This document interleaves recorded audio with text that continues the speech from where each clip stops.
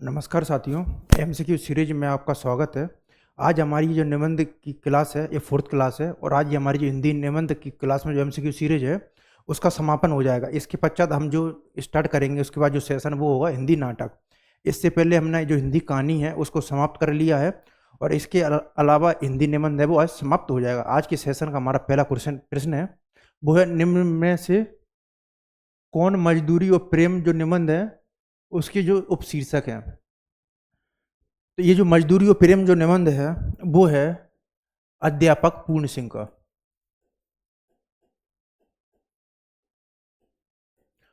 ये जो निबंध है वो है अध्यापक पूर्ण सिंह और अध्यापक पूर्ण सिंह है वो द्वितीय युग के एक प्रमुख निबंधकार और गद्यकार रहे हैं। अध्यापक पूर्ण सिंह है वो द्वितीय युग के एक प्रमुख महत्वपूर्ण निबंधकार और गद्यकार रहे हैं। आचार्य रामचंद्र शुक्ल ने जहाँ इनके निबंधों की जो संख्या है वो 6 मानी है, तो भाई डॉक्टर बच्चन सिंह है वो इनके निबंधों की संख्या मानते हैं 8। तो शुक्ल जी हैं वो इनके जो निबंध हैं उनकी जो संख्या मानते हैं वो मानते हैं 6 और बच्चन सिंह हैं वो इनके निबंधों की संख्या मानते हैं 8। इसके अलावा मजदूरी और प्रेम के अलावा इनके जो महत्वपूर्ण जो निबंध हैं वो है, एक है आचरण की सभ्यता, कन्यादान, सच्ची वीरता, पवित्रता, अमेरिका का मस्त योगी वोल्ट विटमैन। ये जो निबंध है मजदूरी और प्रेम, ये जो निबंध है वो 8 शीर्षक हैं उसमें विभाजित है। और इस जो निबंध की जो शुरुआत होती है शीर्षक से उसका नाम है हल चलाने वाले का जीवन। फिर इसके बाद जो सेकंड जो उपशीर्षक है वो है गडरिये का जीवन। ये जो निबंधों के शीर्षक हैं और इनमें से देखना है कि कौन कौन सा वो निबंध के उपशीर्षक हैं। तो पहला है मजदूर की मजदूरी, ये दोनों ऑप्शन एक ही हैं, ठीक है। तो मजदूर की मजदूरी है, ये जो ऑप्शन है वो सही है क्योंकि ये जो मजदूरी और प्रेम है उसके अंतर्गत ही शामिल है। इसके अलावा प्रेम मजदूरी ये भी शामिल है, मजदूरी और कला ये भी शामिल है और जो मजदूरी और जो जीवन है वो इसमें नहीं है।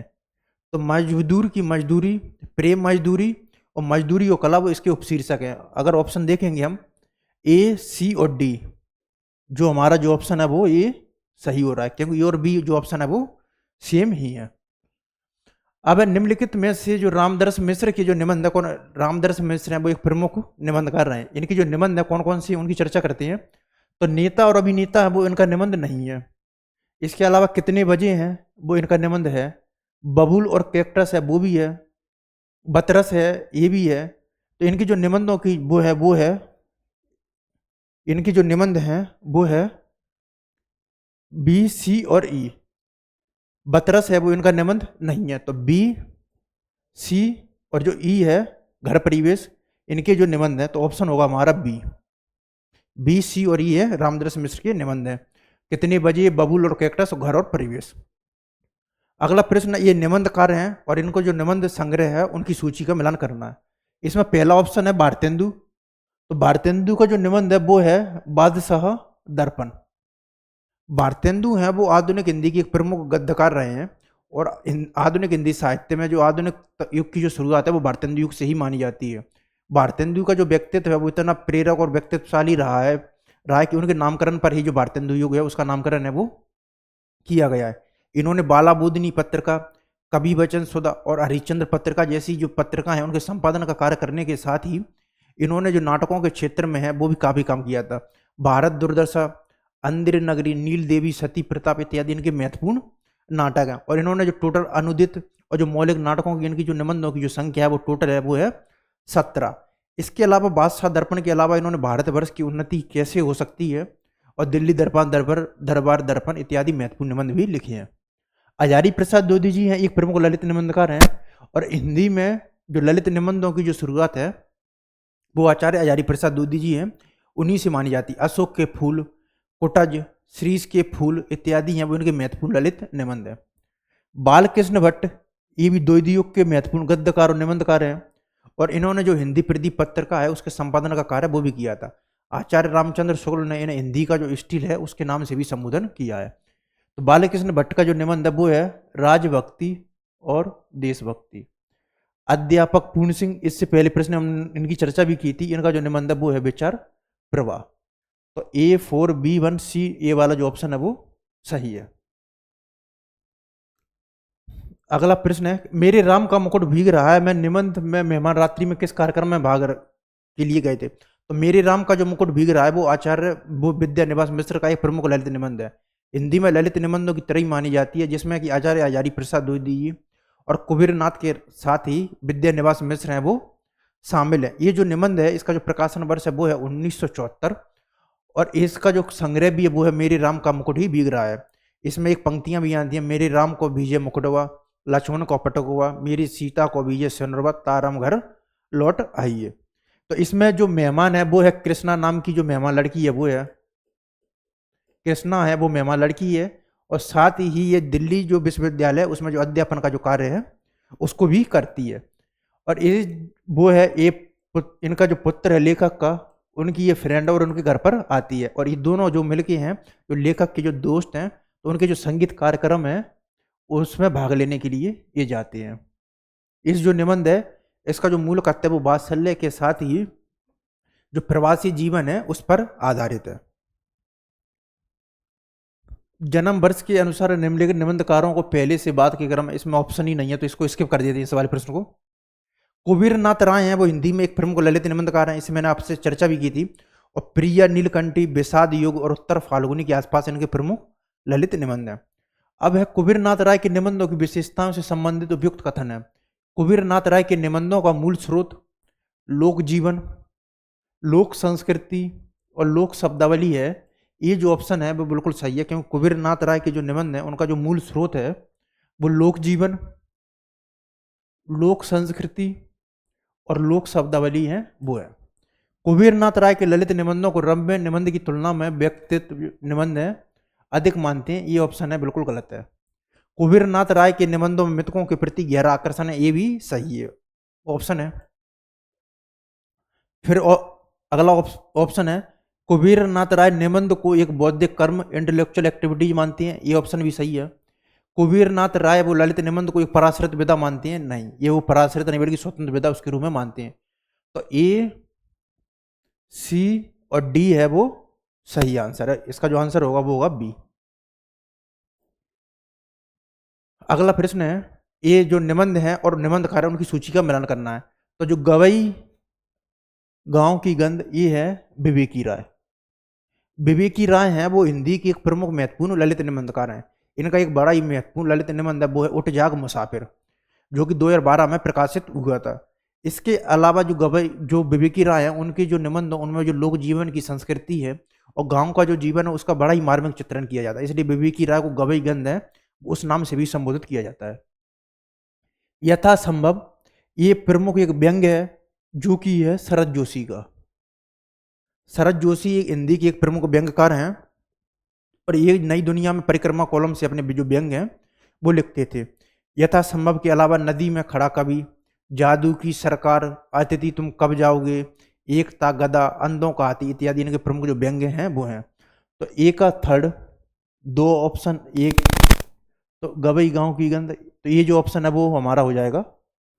फिर है शिखरों के जो सेतु वो है शिव प्रसाद सिंह, और बे और होंगे जो मारे जाएंगे ये है रघुवीर साय। अगला प्रश्न है, महादेवी वर्मा के निम्नलिखित में से किस निबंध संकलन का केंद्रीय विषय वस्तु है वो स्त्री मुक्ति है। महादेवी वर्मा है वो छायावाद की प्रमुख जो कवित्री हैं, उन्हीं के साथ ही इन्होंने जो गद्य क्षेत्र है उसमें भी बड़ा महत्वपूर्ण लेखन कर्म किया है। पथ के साथ ही, स्मृति की रेखाएं, अतीत के चलचित्र, मेरा परिवार है वो इत्यादि इनकी जो महत्वपूर्ण वो है गद्य संग्रह है। और इनका जो निबंध संकलन है वो केंद्रीय विषय स्त्री मुक्ति वो है श्रृंखला की कड़ियां। इसके अलावा जो साहित्यकार की आस्था तथा अन्य जो निबंध है वो इनका एक बड़ा ही महत्वपूर्ण निबंध है। और श्रृंखला की जो कड़ियां हैं उसमें वो है स्त्री को है वो कड़ियां हैं वो तोड़ने का जो आह्वान है वो करती हैं। पथ के साथ ही, अतीत के चलचित्र और स्मृति की रेखा इनके जो प्रमुख जो रेखा संस्मरणात्मक रचनाएं हैं उसमें शामिल हैं। इनके जो काव्य संग्रह वो हैं रश्मि, नीरजा, निहार, सांध्य गीत, दीपशिखा इत्यादि। अगला प्रश्न है, निम्नलिखित पंक्तियों में से कौन सी जो पंक्तियां हैं वो आचार्य रामचंद्र शुक्ल के निबंध कविता क्या है से उद्धृत है। तो जो कविता क्या है वो शुक्ल जी का एक प्रमुख जो काव्य शास्त्री है और जो आलोचनात्मक जो निबंध है वो है। ये जो जो है एक आलोचनात्मक निबंध है। ये जो निबंध है वो सर्वप्रथम 1909 में जो सरस्वती पत्रिका है उसमें प्रकाशित हुआ था। इसके पश्चात धीरे धीरे इसका जो मॉडिफाइड वगैरह किया गया शुक्ल जी के द्वारा, और 1939 में इसका जो अंतिम है वो रूप स्वरूप नजर आता है, वो चिंतामणि भागवन में। और ये जो निबंध है इसमें शुक्ल जी ने इसे 13 जो उपशीर्षक है, जो खंड है, उसमें विभाजित भी किया है। तो ये जो निबंध उसमें देखते हैं, मैं अशेष मंगल कामनाओं के पीछे से जागती हुई ध्रुव निवार शंकाकुल आंखों में जागता हूँ। ये कविता क्या का निबंध है उसका नहीं है। जिनके रूप या कर्म जगत और जीवन के बीच में उसे सुंदर लगते हैं, उन्हीं के वर्णन में स्वतः सुखाय प्रवृत्त होता है। ये पंक्ति है, ये कविता क्या है जो निबंध है उससे है। वर्ण वस्तु वर्णन प्रणाली बहुत दिनों से एक दूसरे से अलग कर दी गई। ये भी कविता क्या है का है। उत्कर्ष की ओर उन्मुख समष्टि का चेतन अपने ही घर से बाहर कर दिया गया। फिर सुंदर अर्थ की शोभा बढ़ाने में जो अलंकार प्रयुक्त नहीं हो सकते वो काव्य अलंकार नहीं, ये भी नहीं है। और ये जो है वो है। तो पहला ऑप्शन है, मैं अशेष शुभ में अशेष मंगल कामनाओं के पीछे से जागती हुई दुर्निवार शंका को आंखों में जागता हूँ, ये जो है वो कविता क्या निबंध है उससे नहीं है। जिनके रूप या कर्म कलाप जगत और जीवन के बीच में उसे सुंदर लगते हैं, उन्हीं के वर्णन में वह स्वतः सुखाय प्रवृत्त होता है, ये ऑप्शन है बिल्कुल सही है। कविता क्या है निबंध है उससे लिया गया है। वर्ण वस्तु और वर्णन प्रणाली बहुत दिनों से एक दूसरे से अलग कर दी गई। उत्कर्ष की ओर उन्मुख समष्टि का चेतन अपने ही घर से बाहर कर दिया गया, ये कविता क्या है उसका नहीं है। फिर सुंदर अर्थ की शोभा बढ़ाने में जो अलंकार प्रयुक्त नहीं है वो काव्य अलंकार नहीं है, ये भी सही है। तो इसमें जो होगा बी, सी और ई, जो बी ऑप्शन है वो सही है। अगला प्रश्न है, कविता क्या है ये शुक्ल जी का निबंध है। इस शीर्षक से शुक्ल जी ने 1909 ईस्वी में एक छोटा लेख लिखा था, ये ऑप्शन बिल्कुल सही है। 1909 में उन्होंने इस शीर्षक से एक छोटा लेख लिखा था, और ये जो है सर्वप्रथम जो सरस्वती पत्रिका है उसमें प्रकाशित हुआ था, सरस्वती पत्रिका में।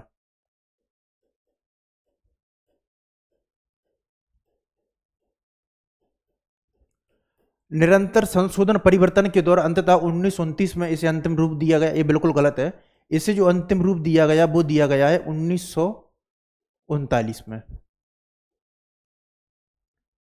कविता का अंतिम लक्ष्य मनुष्य हृदय से सामंजस्य स्थानन करके उनके साथ जगत के धार्मिक पक्षों का प्रत्यक्षीकरण है।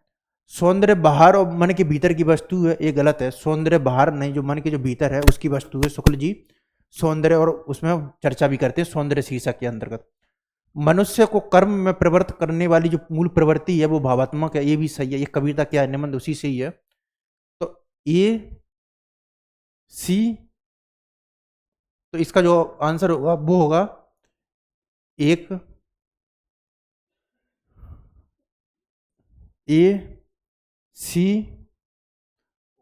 और ई। तो ए, सी और ई है वो हमारे में इसमें ऑप्शन नहीं है, तो ए, सी और ई इस तरीके से हमारा जो आंसर है वो इसका बन जाएगा, बी वाला, ए वाला। फिर है, ये निबंध है और इनका जो निबंधकार है वो है। तो साहित्य की जो मेहता जो निबंध है वो है महावीर प्रसाद द्विवेदी जी। महावीर प्रसाद द्विवेदी जी हैं, उन्हीं की जो नाम पर ही जो द्विवेदी युग है उनका नामकरण किया गया था। और इन्होंने जो सरस्वती पत्रिका का जो संपादन का कार्य है वो 1903 से लेके 1920 तक इन्होंने जो सरस्वती पत्रिका उसके संपादन का कार्य भी किया था। इनके जो प्रमुख महत्वपूर्ण निबंध है उसमें एक भाषा और व्याकरण, क्या हिंदी नाम की कोई भाषा है ही नहीं, कवि और कर्तव्य के अलावा इनकी एक बड़ी महत्वपूर्ण रचना वो है संपत्ति शास्त्र। और शुक्ल जी हैं वो इनकी जो निबंध है उनको जो बातों का संग्रह है उसके रूप में भी संदर्भित करते हैं। उनको शुक्ल जी बोलते हैं कि द्विवेदी जी के निबंधों को देखकर ऐसा लगता है कि जो लेखक है वो बहुत मोटी अकल के जो पाठक हैं उनके लिए लिख रहा है। फिर है साहित्य के मूल्य, ये जो निबंध है वो है माखनलाल चतुर्वेदी का। साहित्य देवता, तो ए का थर्ड, दो ऑप्शन है हमारे पास। साहित्य के मूल्य बी का सेकंड, तो ये जो ऑप्शन है वो हमारा बी है वो सही हो जाएगा। जो साहित्यिक देवता है वो है माखनलाल चतुर्वेदी का, और जो साहित्य का जो मूल्य है वो है बाबू गुलाब राय का। तो ये जो आंसर है वो हमारा जो ए है वो सही होगा।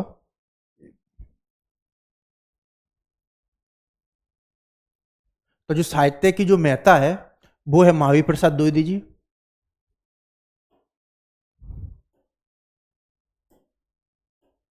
की जो महत्ता है वो है महावीर प्रसाद द्विवेदी जी। साहित्य के जो मूल्य हैं वो है बाबू गुलाब राय। साहित्य देवता है माखनलाल चतुर्वेदी। और साहित्य कला और प्रेम है वो है यशपाल। तो ये जो ऑप्शन है वो सही है हमारा। अगला प्रश्न है, मजदूरी और प्रेम निबंध है तो उसमें एक उपशीर्षक है मजदूरी और कला। तो उसमें जो लेखक है उसमें विभिन्न विद्यमान है और वो अपने जीवन में क्या क्या कार्य करते थे उसके बारे में वो चित्रण है वो किया गया है। तो उसी में एक विद्यमान है और वो उनका क्या क्या कर्म था वो है। तो जॉन ऑफ आर्क है, टॉल्स्टॉय है, उमर खय्यम है और खलीफा उमर है। तो इसमें जो टॉल्स्टॉय है वो उनका कर्म था जूते गांठना। फिर जो खलीफा उमर थे वो थे रंग महलों में चटाई आदि बुनना। फिर है तो ये इसका जो ऑप्शन होगा वो बी का फर्स्ट। दो ऑप्शन है हमारे पास। फिर है फिर है जॉन ऑफ आर्क का भेड़ें चढ़ाना। और इसके बाद है उमर खय्यम का तंबू सीना। तो ये जो ऑप्शन है वो हमारा बिल्कुल सही होगा। अगला प्रश्न है, मजदूरी और प्रेम निबंध के अनुसार मजदूरी और प्रेम निबंध के अनुसार पश्चिमी सभ्यता मुख मोड़कर जिस नए आदर्श को उन्मुख है उस आदर्श को दर्शाने वाले देवता कौन है। तो मजदूरी और प्रेम जो निबंध है वो 8 उपशीर्षक के अंतर्गत विभाजित है और इसमें जो अंतिम जो शीर्षक है वो है पश्चिमी सभ्यता का नया आदर्श। पश्चिमी सभ्यता का नया आदर्श।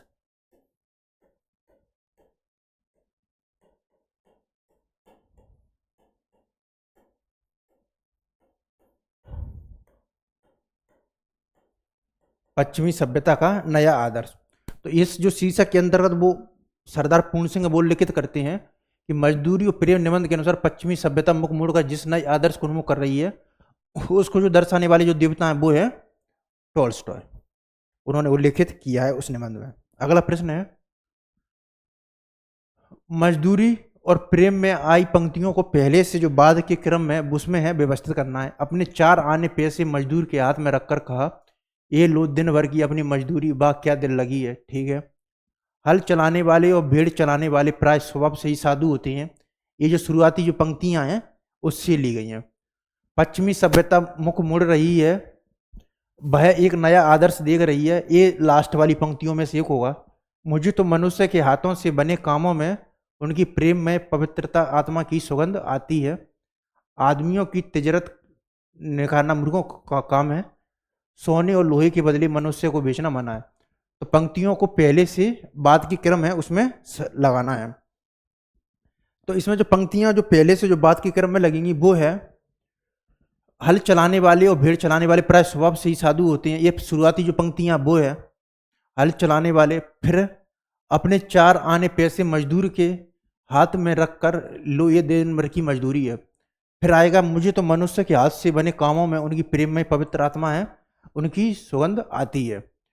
फिर है, आदमियों की तजारत करना मूर्खों का काम है, सोने और लोहे के बदले मनुष्यों को बेचना मानना है। और लास्ट में पश्चिमी सभ्यता वो मुख मुड़ रही है और वह एक नया आदर्श स्थापित करे। तो इसका जो आंसर होगा वो होगा बी। अगला प्रश्न है, शिव मूर्ति निबंध के अनुसार निम्नलिखित में से कौन सा मूर्तियों का मुख्य रंग नहीं है। तो ये जो शिव मूर्ति जो निबंध है वो प्रताप नारायण मिश्र का एक महत्वपूर्ण निबंध है। प्रताप नारायण मिश्र हैं वो द्वितीय युग के प्रमुख निबंधकार हैं और इसके अलावा इन्होंने ब्राह्मण पत्रिका है उसके संपादन का भी कार्य किया था। तो ये जो शिव मूर्ति जो निबंध है उन्होंने जो भारतीय जीवन हो उसमें जो प्रतीक है उसके साथ ही जो लोक संस्कृति है उसका चित्रण किया है और साथ ही जो ईश्वर के प्रति जो आदर भाव रखते हैं और उनका नाम लेकर आनंद से भर जाते हैं उनके लिए प्रताप नारायण मिश्र ने जो शिव मूर्ति जो निबंध है वो लिखा है। इसमें है, शिव मूर्ति निबंध के अनुसार निम्नलिखित में से कौन सी मूर्तियों का मुख्य रंग नहीं है।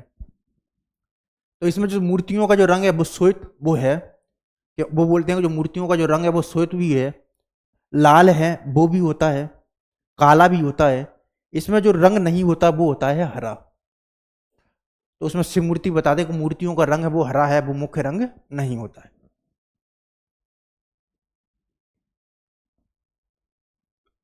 निम्नलिखित विकल्पों में से सही जो विकल्प है उसका है वो चयन करना है। निबंध और निबंधकार का जो सहयोग में है उसको देखना है। सब मिट्टी हो गया, ये माधव प्रसाद मिश्र का है, ठीक है। इसके अलावा जो माधव प्रसाद मिश्र है उन्होंने जो सुदर्शन पत्रिका है उसके जो संपादन का कार्य है वो भी किया था। ये आप माधव प्रसाद मिश्र और माधव राव सप्रे दो अलग अलग व्यक्ति हैं, ना कि आप उससे कंफ्यूज हो।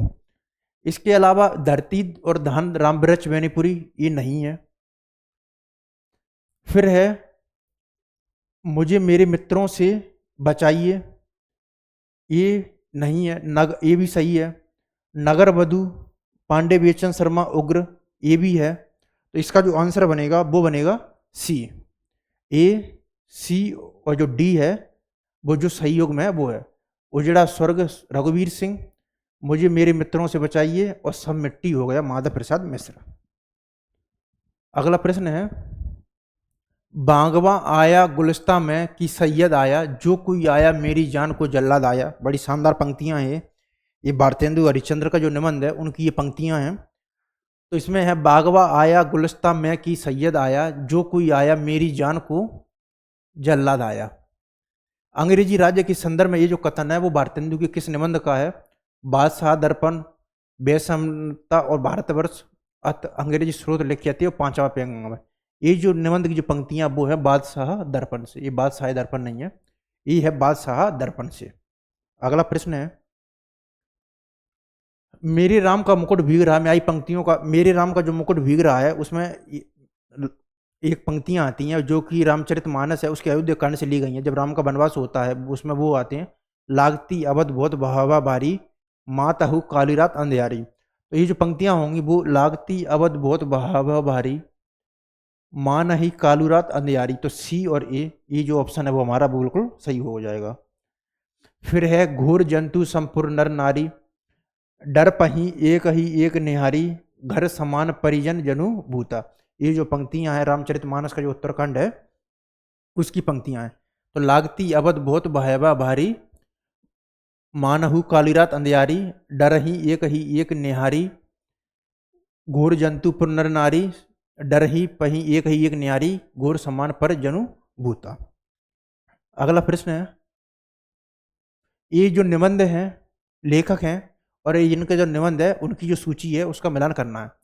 तो नामवर सिंह का जो निबंध है वो है संस्कृति और सौंदर्य। तो ये जो नामवर सिंह का जो निबंध है संस्कृति और जो सौंदर्य है वो जो दूसरी परंपरा की खोज है उसके अंतर्गत ये संकलित है। और ये जो निबंध है 1982 में प्रकाशित हुआ था, दूसरी परंपरा की खोज, और उसी में संस्कृति और सौंदर्य है। इसमें जो आचार्य हजारी प्रसाद द्विवेदी जी की जो सांस्कृतिक चेतना है और उनकी जो लालित्य मीमांसा है उसका जो अध्ययन है वो किया गया नामवर सिंह के द्वारा। इसके अलावा नामवर सिंह की अन्य महत्वपूर्ण पुस्तकें वो है बकलम खुद और वाद विवाद और संवाद। कुबेरनाथ राय, ये उनका जो बड़ा ही महत्वपूर्ण निबंध है वो है उत्तर फाल्गुनी के आसपास, और इसमें जो उत्तर फाल्गुनी की जो आयु बताई गई है वो है 40 से 45 वर्ष। और जो उत्तर फाल्गुनी होता है वो होता है वर्षा ऋतु का अंतिम नक्षत्र। ये प्रश्न भी कई बार आ चुका है। सरदार पूर्ण सिंह का एक बड़ा ही महत्वपूर्ण निबंध मजदूरी और प्रेम, 8 शीर्षकों के अंतर्गत ये विभाजित है। फिर है रामचंद्र शुक्ल का कविता क्या है, ये सर्वप्रथम 1909 में जो सरस्वती पत्रिका है उसमें प्रकाशित हुआ था, और अंत में 1939 में इसका जो परिमार्जित और संशोधन अंतिम रूप है वो नजर आता है, जो कि 13 उपशीर्षक है उसमें विभाजित भी है। विद्या निवास मिश्र के निबंध मेरे राम का मुकुट भीग रहा है का जो प्रकाशन वर्ष है वो है 1974। तो विद्या निवास मिश्र का जो मेरे राम का जो मुकुट भीग रहा है जो निबंध का जो प्रकाशन वर्ष है वो 1974 है। आचार्य रामचंद्र शुक्ल ने आधुनिक काल के किन दो निबंधकारों को हिंदी का स्टील और एडिशन कहा है? तो आचार्य रामचंद्र शुक्ल ने अपनी पुस्तक हिंदी साहित्य का इतिहास, जिसका प्रकाशन वर्ष 1929 है, उसमें प्रताप नारायण मिश्र और जो बालकृष्ण भट्ट हैं उनको हिंदी का जो एडिशन है, हिंदी का एडिशन और स्टील है वो कहा है। इनको कहा है वो है प्रताप नारायण बालकृष्ण भट्ट और प्रताप नारायण मिश्र। तो वो प्रताप नारायण मिश्र और बालकृष्ण भट्ट को हिंदी का जो स्टील और एडिशन है उसके रूप में संबोधित करते हैं। निम्नलिखित निबंधकारों का जन्म वर्ष के अनुसार जो सही क्रम है वो पहले और फिर से बाद के क्रम में लगाना है। तो इसमें जो सबसे पहले आएंगे वो आएंगे भारतेंदु हरिश्चंद्र। 2 ऑप्शन है हमारे पास। फिर सरदार पूर्ण सिंह, ये द्वितीय युग के निबंधकार हैं।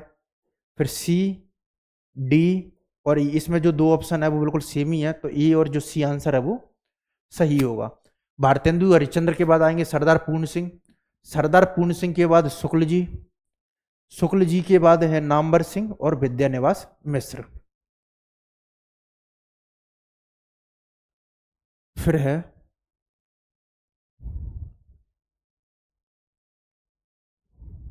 अगला प्रश्न है, निम्नलिखित निबंधों का उनके प्रकाशन वर्ष के अनुसार जो सही आरोही क्रम है वो क्या है। तो सबसे पहले जो निबंध आएगा वो आएगा भारतवर्ष की उन्नति कैसे हो सकती है, ये जो भारतेंदु हरिश्चंद्र है उनका निबंध है।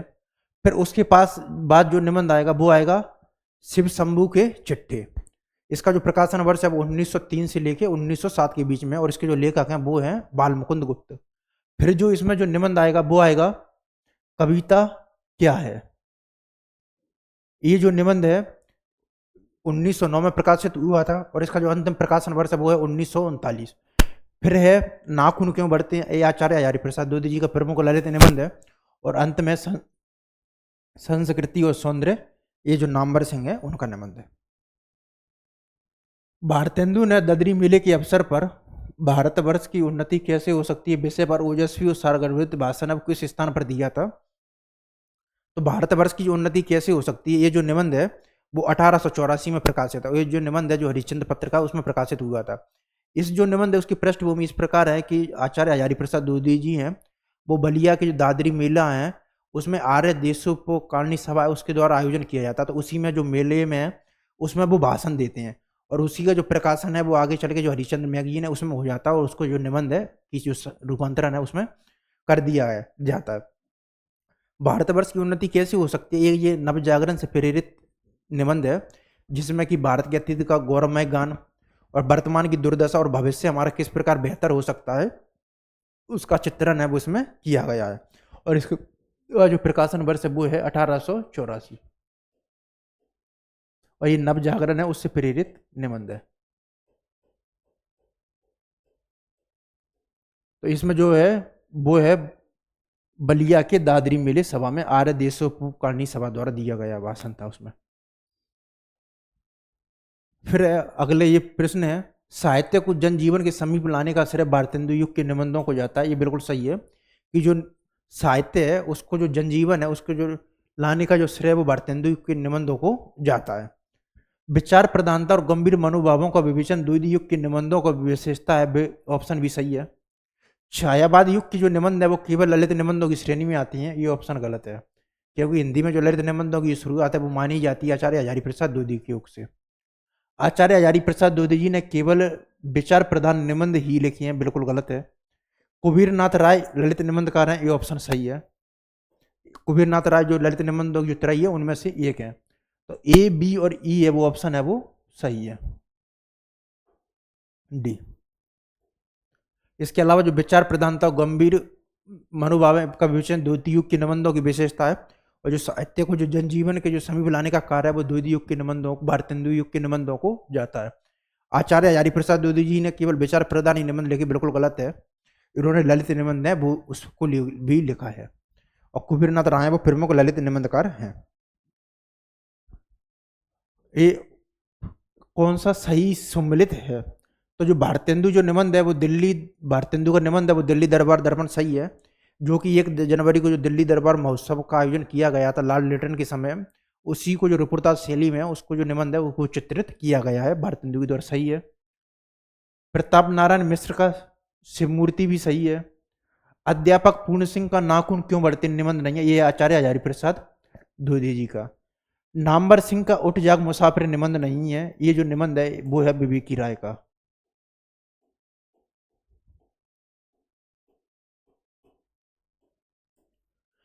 फिर है विवेकी राय का संस्कृति और सौंदर्य, ये निबंध नहीं है, क्योंकि जो संस्कृति और जो सौंदर्य निबंध है वो है नामवर सिंह का।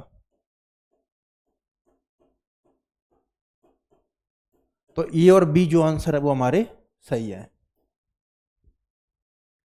अगला प्रश्न है, आचार्य रामचंद्र शुक्ल का निबंध कविता क्या है सरस्वती पत्रिका में जो सर्वप्रथम जो प्रकाशित हुआ था। आचार्य रामचंद्र शुक्ल का जो निबंध है 1909 में ये सर्वप्रथम जो सरस्वती पत्रिका है 1909 में उसमें प्रकाशित हुआ था। आंख कान नाक आदि को लेकर निबंध लिखने वाले जो निबंधकार हैं वो हैं बालकृष्ण भट्ट। तो बालकृष्ण भट्ट हैं, उन्होंने को आचार्य रामचंद्र शुक्ल ने हिंदी का स्टील बुलाने के साथ ही इन्होंने आंख नाक कान विभिन्न जो वो हैं शरीर के अंग हैं उन पर भी निबंध लिखा था। इसके साथ ही इन्होंने जो हिंदी प्रदीप पत्र का है उसके संपादन का कार्य भी किया था।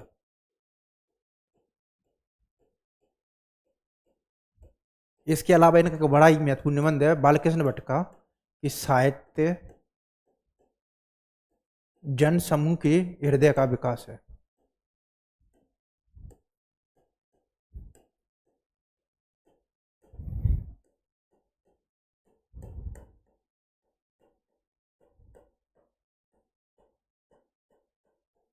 साहित्य जन समूह के हृदय का विकास है।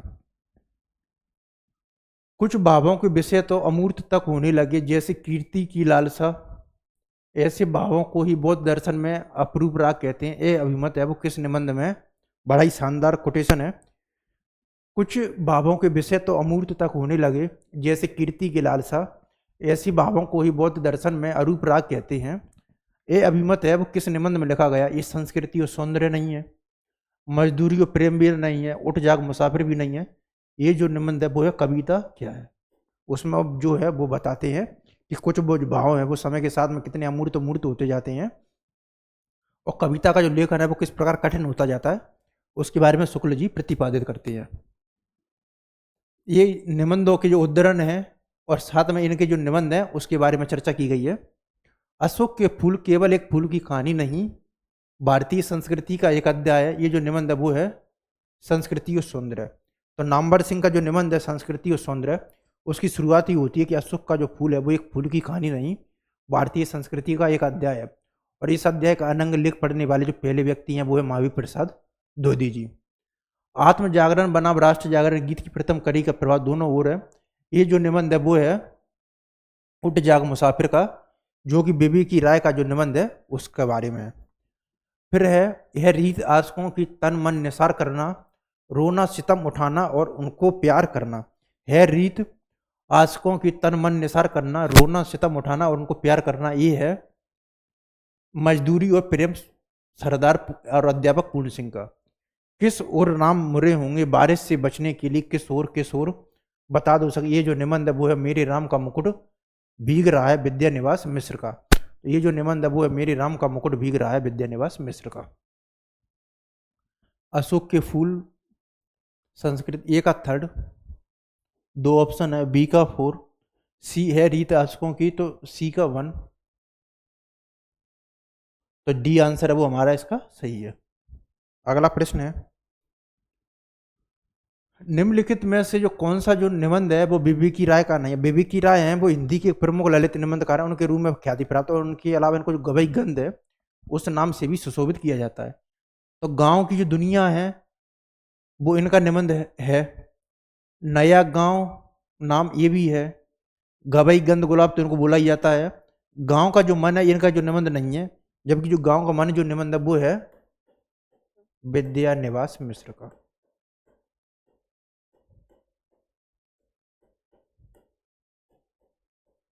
तो गवई गंध जो ये जो निबंध है वो है विद्यानिवास मिश्र का। जब सतयुग थापन करन नासन मलेच अचारा, कठिन धार तरवार कर कृष्ण कल की अवतारा। फिर से पंक्तियां ये, जब सतयुग थापन करन नासन मलेच अचारा, कठिन धार तलवार कर कृष्ण कल की अवतार। ये मंगलाचरण है वो किस नाटक का है। एक और द्रोणाचार्य है, ये शंकर शेष का नाटक है और इसमें जो समानांतर कथानक है उसका प्रयोग किया गया है। शंकर शेष है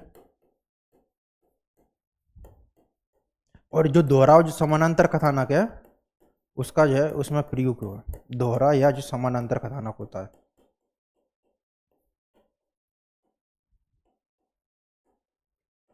सिंदूर की होली ये लक्ष्मी नारायण है, उनका जो निबंध है सिंदूर की होली, जो कि समस्या मूलक नाटक है।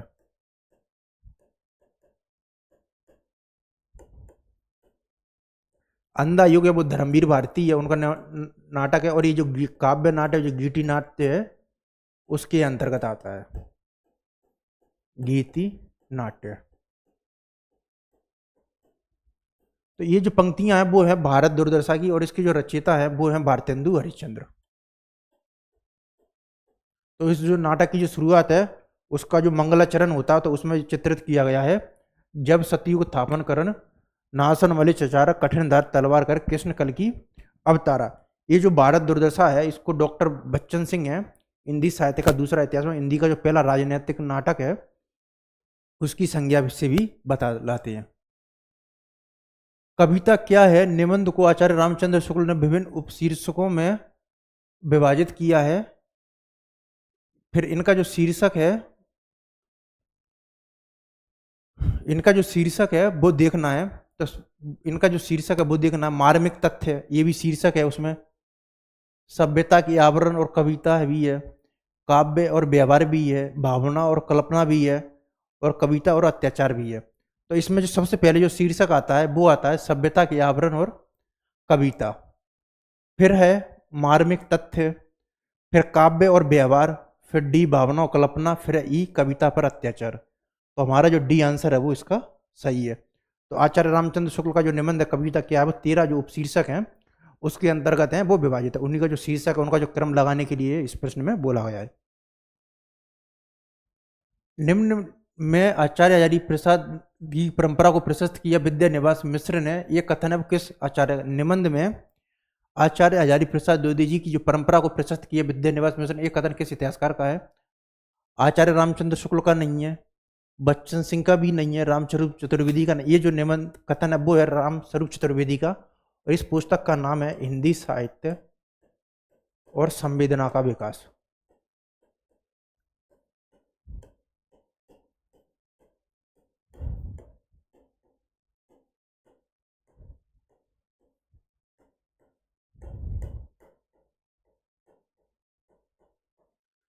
तो रामस्वरूप चतुर्वेदी हैं, वो हिंदी साहित्य जो संवेदना का विकास, उनकी जो हिंदी साहित्य इतिहास की पुस्तक है उसमें उल्लेखित करते हैं कि निबंध में आचार्य हजारी प्रसाद द्विवेदी जी की परंपरा को प्रशस्त किया विद्या निवास मिश्र ने।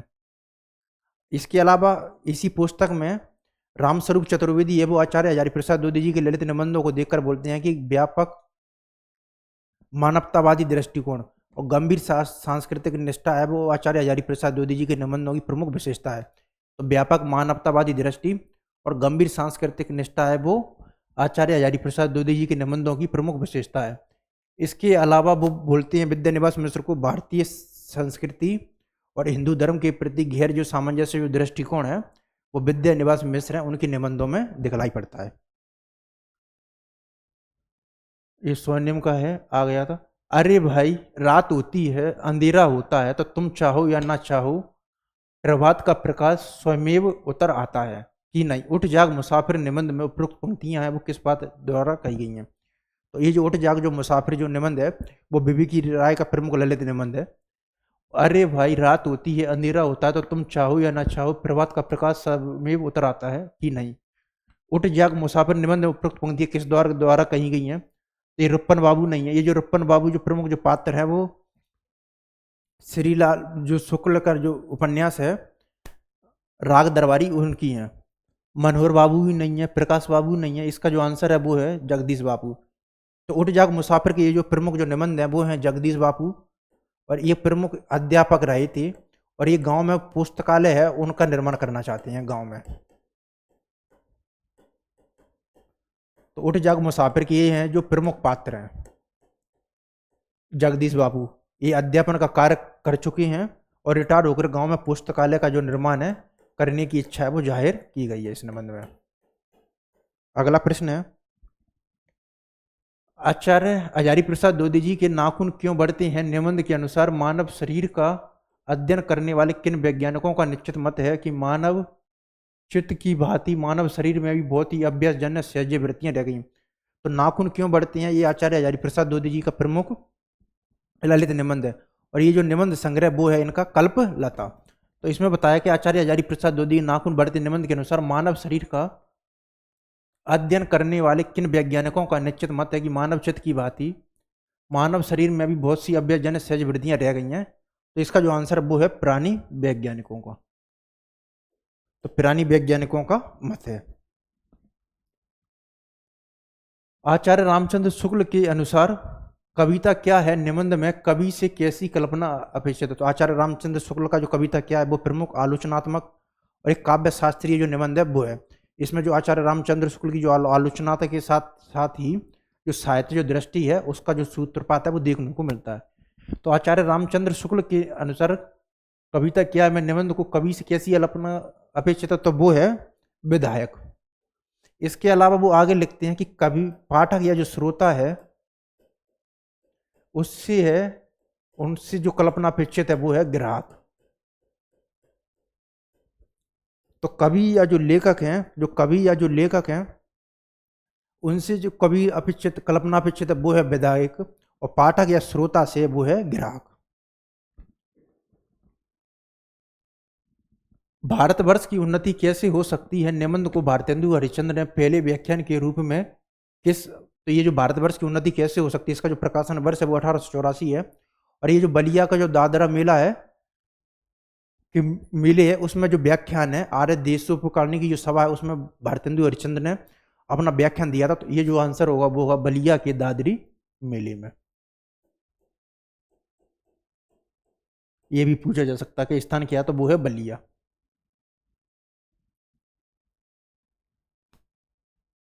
दयाराम निगम ने अध्यापक पूर्ण सिंह के शिव शंभु चिट्ठी की आलोचना जमाना में की। आचार्य रामचंद्र शुक्ल। बाल मुकुंद गुप्त ने बेसवारी की मूलभाषी सरस्वती संपादक हजारी कठोर व्यंग्य किया था। रामविलास शर्मा। अच्छी हिंदी बस एक ही व्यक्ति लिखता था वो तो बाल मुकुंद गुप्त। ये ऑप्शन है सही है। उस शेर को पढ़कर मैं रात भर बेकरार और मजे ले बार पढ़ता रहा झूमदार पदम सिंह शर्मा। भला इस संसार को बनाने का क्या काम था? व्यर्थ इतने उल्लू एक संग पिंजड़ों में बंद कर दिए। तो ये जो इसका जो आंसर बनेगा वो है दयाराम निगम ने अध्यापक पूर्ण सिंह की जो शिव शंभु चिट्ठी की जो आलोचना है वो जमाना में की थी आचार्य रामचंद्र शुक्ल के अनुसार। ये जो कथन है वो बिल्कुल सही है। तो दयाराम निगम ने अध्यापक पूर्ण सिंह के जो शिव शंभु चिट्ठी की जो आलोचना वो जमाना में की थी सही है। बाल मुकुंद गुप्त ने बेसवारी की मूलभाषी सरस्वती संपादक आचार्य हजारी प्रसाद द्विवेदी जी पर कठोर व्यंग्य किया था। रामविलास शर्मा सही है। बाल मुकुंद गुप्त ने बेसवारी के मूलभाषी सरस्वती संपादक। अच्छी हिंदी बस एक ही व्यक्ति लिखता था वो बाल मुकुंद गुप्त। आचार्य हजारी प्रसाद द्विवेदी जी। उस शेर को पढ़कर मैं रात भर कौन सा कथन सत्य नहीं है? उस शेर को पढ़कर मैं रात भर बेकरार रहा मजे ले लेकर बार बार पढ़ता और झूमता था। पदम सिंह शर्मा। भला इस संसार को बनाने का क्या काम था? व्यर्थ इतने उल्लू पिंजरों में बंद कर दिए। तो इसमें जो हमें को देखना है वो है कि कौन सा कथन है वो सत्य नहीं है। तो इसमें हमको जो देखना है वो है कि कौन सा कथन है वो सत्य नहीं है। तो पहला जो कथन है वो सत्य नहीं है तो ये जो ऑप्शन है वो सही है। ये जो दूसरा जो ऑप्शन है ये भी गलत है। तीसरा अच्छी हिंदी बस एक ही व्यक्ति लिखता वो तो बाल मुकुंद गुप्त। ये आचार्य हजारी प्रसाद द्विवेदी जी ने नहीं कहा था, ये कहा था महावीर प्रसाद द्विवेदी जी ने। तो ये भी सही है। उस शेर को पढ़कर मैं रात भर बेकरार रहा मजे ले लेकर बार बार पढ़ता और झूमता था। ये सही है। भला इस संसार को बनाने का क्या काम था? ये भी सही है। तो हमारे जो इसमें जो सही नहीं है वो है ए, बी और सी। तो हमारा जो आंसर होगा वो होगा सी सही है।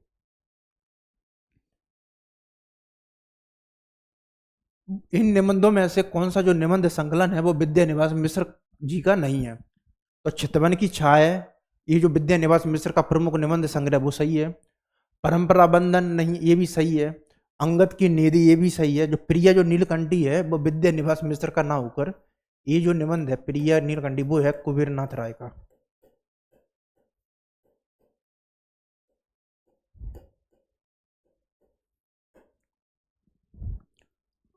अगला प्रश्न है पृथ्वी पर श्रीमती महारानी के अधिकार में जितने देश हैं उनका विस्तार भूगोल के 7वें भाग से कम नहीं है और जिनमें 30 करोड़ आदमी बसते हैं। उपरोक्त कथन है वो कौन से निबंध से है? पृथ्वी पर श्रीमती महारानी के अधिकार में जितने देश हैं उनका विस्तार भूगोल के 7वें भाग से कम नहीं है और जिनमें 30 करोड़ आदमी। उपरोक्त पंक्ति किस निबंध से? तो ये जो निबंध है नाखून क्यों बढ़ती हैं ये जो निबंध है आचार्य हजारी प्रसाद द्विवेदी जी का है, इससे नहीं है। शिव मूर्ति जो निबंध वो प्रताप नारायण मिश्र का है, इससे भी ये पंक्तियां नहीं है। मेरे राम का मुकुट भीग रहा है इससे भी नहीं है। ये जो पंक्तियां वो हैं दिल्ली दरबार दर्पण से। और ये जो निबंध है वो है भारतेंदु हरिश्चंद्र का प्रमुख निबंध है। तो 1877 ईस्वी में जो दिल्ली दरबार का आयोजन किया गया था लॉर्ड लिटन के समय, उसका जो रिपोर्ट था शैली में जो वर्णन है वो दिल्ली दरबार दर्पण में किया गया है। और ये जो दिल्ली दरबार का जो आयोजन है वो किया गया था 1 जनवरी को। तो आंसर है दिल्ली दरबार दर्पण भारतेंदु हरिश्चंद्र। जातियां इस देश में अनेक आई हैं, लड़ती झगड़ती भी रही हैं, फिर प्रेम पूर्वक बस भी गई हैं। सभ्यता की नाना सीढ़ियों पर खड़ी और नाना और मुख करके चलने वाली इन जातियों के लिए एक सामान्य धर्म खोज निकालना कोई सहज बात नहीं थी। उपरोक्त पंक्तियां वो किस निबंध की हैं? बड़ी शानदार पंक्तियां हैं ये। जातियां इस देश में अनेक आई हैं, लड़ती झगड़ती भी रही हैं, फिर प्रेम पूर्वक बस भी गई हैं। सभ्यता की नाना सीढ़ियों पर खड़ी और नाना और मुख के कर के चलने वाली इन जातियों के लिए एक सामान्य अर्थ धर्म अर्थ खोज निकालना कोई सहज बात। उपरोक्त पंक्तियां वो जो हैं वो हैं कविता क्या ये शुक्ल जी का निबंध है? इसकी पंक्तियां नहीं है। मजदूरी और प्रेम जो निबंध है वो सरदार पूर्ण सिंह का है, इसकी भी ये पंक्तियां नहीं है। उठ जाग मुसाफिर ये जो निबंध है विवेकी राय का है, इसकी भी पंक्तियां नहीं है। ये जो पंक्तियां वो है नाखून क्यों भरते हैं, जो कि आचार्य हजारी प्रसाद द्विवेदी जी का प्रमुख एक ललित निबंध है।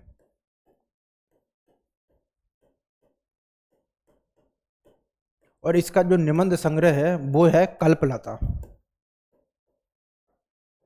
कल्पलता है वो इसका जो निबंध है वो संग्रह है। अगला प्रश्न है,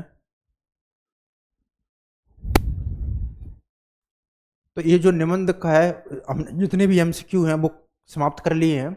इन एमसीक्यू में जो निबंध में उसमें यूजीसी नेट के पीवाईक्यू के सभी प्रश्न, इसके साथ ही विभिन्न राज्यों के सेट के जो एग्जाम होती हैं उनके, और साथ ही एमपी यूपी राजस्थान और हरियाणा में जो असिस्टेंट प्रोफेसर के जो एग्जाम हुए हैं उन सभी प्रश्नों को ये जो निबंध की जो एमसीक्यू सीरीज है उसमें समाप्त कर लिया था। ये जो एमसीक्यू सीरीज है इसके माध्यम से आप ना केवल जो प्रश्न है उनका अवलोकन करने के साथ ही हमारे जो 4 ऑप्शन है उनको जो ट्रिक है वो करने की क्या हो सकती है, और साथ ही जो एलिमिनेशन जो पद्धति है हम उसका क्या प्रयोग कर सकते हैं। तो आप जब ज़्यादा से ज़्यादा एमसीक्यू सॉल्व करेंगे तो इस सीरीज के माध्यम से आपको बहुत ज़्यादा लाभदायक होगा। ये जो जो एमसीक्यू सीरीज है इसमें हम जो है वो समग्रता से है वो ऑब्जेक्टिव है उनको सॉल्व करते हैं, ना कि केवल जो उसका जो आंसर है वो बता दिया जाए, बल्कि उस जो कवि है या लेखक है उसके बारे में जो अन्य जानकारी है या विभिन्न जो साहित्य इतिहास की जो पुस्तकें हैं उनके बारे में हमको क्या जानकारी है उनका जो वर्णन है वो भी आपको जैसे एमसीक्यू सीरीज है उसमें मिलता है। तो भविष्य में जो विभिन्न राज्यों के असिस्टेंट प्रोफेसर के एग्जाम होंगे या सेट के या यूजीसी नेट का जो एग्जाम होगा उसमें जो एमसीक्यू सीरीज है वो आपके लिए बड़ी ही लाभदायक होगी। तो अब तक हम अपने जो जो सेशन हो चुके हैं उसमें हिंदी कहानी को हमने समाप्त कर लिया है, और इसके साथ ही आज हमने हिंदी जो निबंध है उसको भी ख़त्म कर लिया है।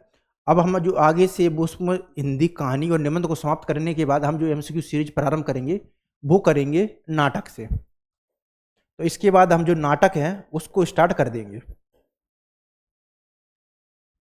उम्मीद है कि आपको ये एमसीक्यू सीरीज से अपनी जो तैयारी है उसको दुरुस्त करने का बेहतर अवसर मिल रहा है, और साथ ही आप इस जो एमसीक्यू सीरीज है उसका ज़्यादा से ज़्यादा लाभ उठाइए। धन्यवाद।